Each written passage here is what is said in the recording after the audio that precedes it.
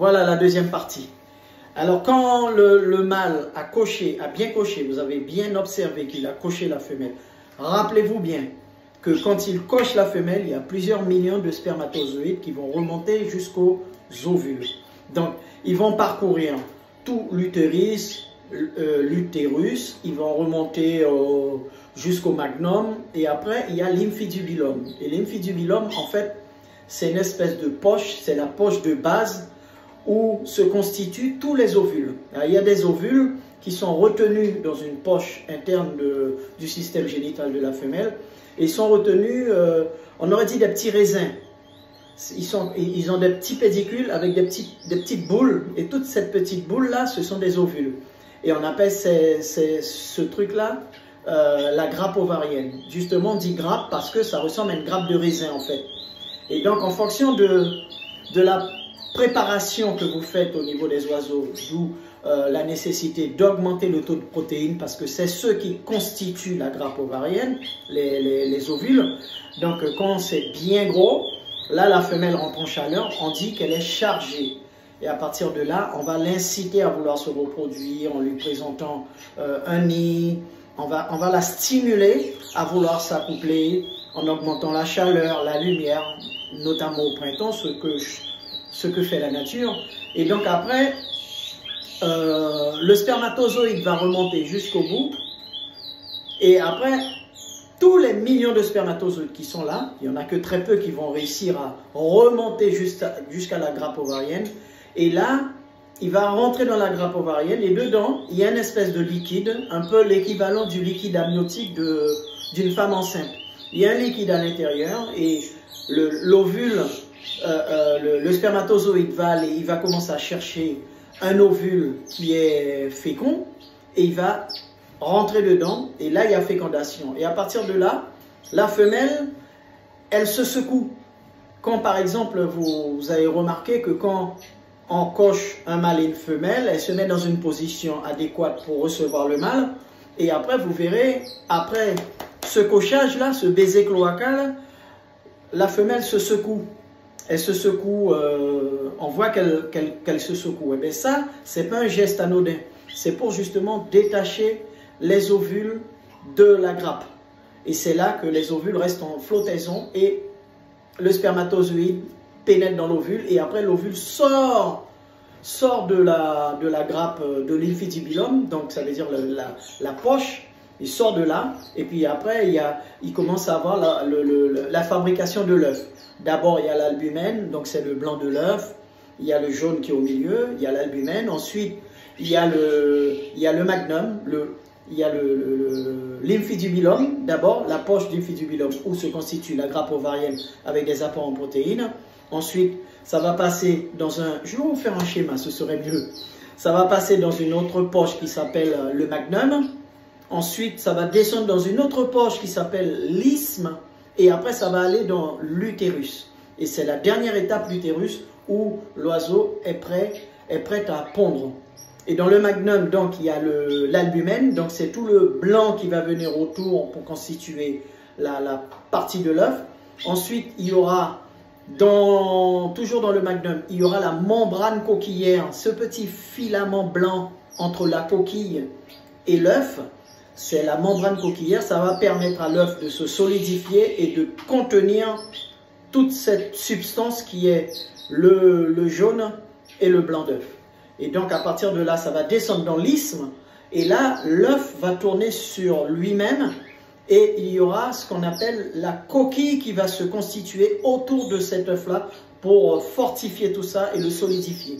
Et après, quand c'est fait, ça descend dans l'utérus et l'oiseau, ça se passe en 3 jours. Hein. 3 jours, 2 jours, 3 jours. Et l'oiseau pond. Et voilà comment s'est constitué l'œuf. Et sachez que une bonne préparation, ça veut dire que vous alimentez beaucoup en protéines et calcium avant la reproduction. Cela permet à l'oiseau d'avoir tout ce qu'il faut nécessaire, tout ce qu'il y a de nécessaire pour constituer l'œuf et ne pas avoir de problème de ponte, de problème de malponte, de problème de manque de calcium et tout ça. Parce que ça, c'est souvent ça. Un oiseau qui a une malle de ponte, c'est souvent un manque de calcium, un manque de préparation, une préparation trop rapide, pas assez bien constituée, tout ça. Et donc, quand vous ne donnez pas suffisamment de protéines, d'où la nécessité d'avoir un programme spécifique, une alimentation spécifique pour la reproduction. Il y a une alimentation spécifique pour ça. Et c'est pour ça que vous regarderez, vous constaterez dans tous les programmes d'alimentation, la période de reproduction, c'est vraiment une période particulière au niveau alimentaire. Et donc, à partir de là, on augmente tout ça pour qu'on ait le plus nombreux possible d'ovules gros. Et après, quand l'œuf se constitue, l'embryon qui est à l'intérieur, il faut le savoir, il se développe par rapport à ce qu'il y a dedans. Parce que le jaune et le blanc, c'est ce qui permet à l'oiseau de se nourrir et d'évoluer dans l'œuf.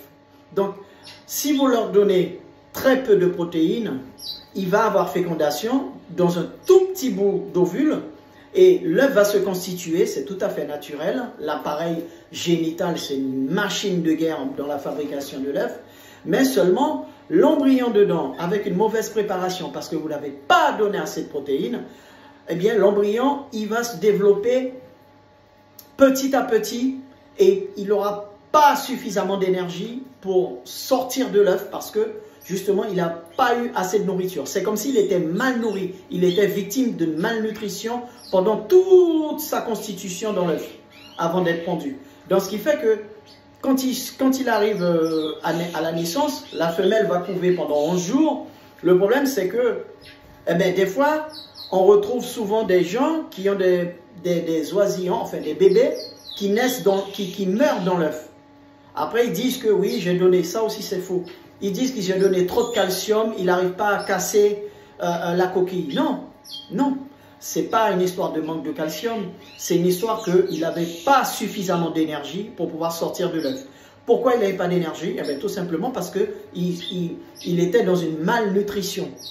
Voilà, voilà pourquoi c'est important de bien préparer les femelles en avant pour ne pas avoir ce problème. Parce que quand vous avez ce problème, dites-vous bien que depuis que vous l'avez coché, et puis toute la période qu'on attend, la période d'incubation qui dure entre 11, 12, des fois 13 jours, tout ce temps que vous avez attendu pour avoir des bébés qui naissent, qui meurent dans l'œuf, qui n'éclosent pas, vous perdez du temps pour rien. Donc, vous me préparez à l'avance tout ça avec une alimentation que j'explique dans mon ouvrage, une alimentation spécifique de manière à pallier à tout ça pour ne pas rencontrer ce problème. J'espère que vous avez bien compris. Surtout, n'hésitez pas à me poser des questions sur mon TikTok. N'hésitez pas, comme ça, ce sont des questions que je pourrais avec beaucoup de plaisir vous répondre.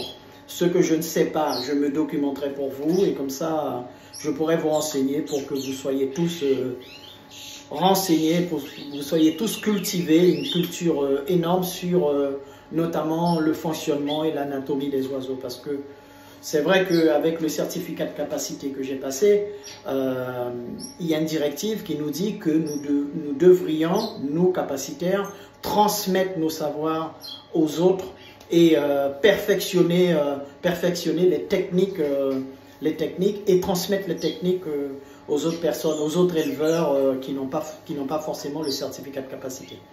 Passez un bon dimanche.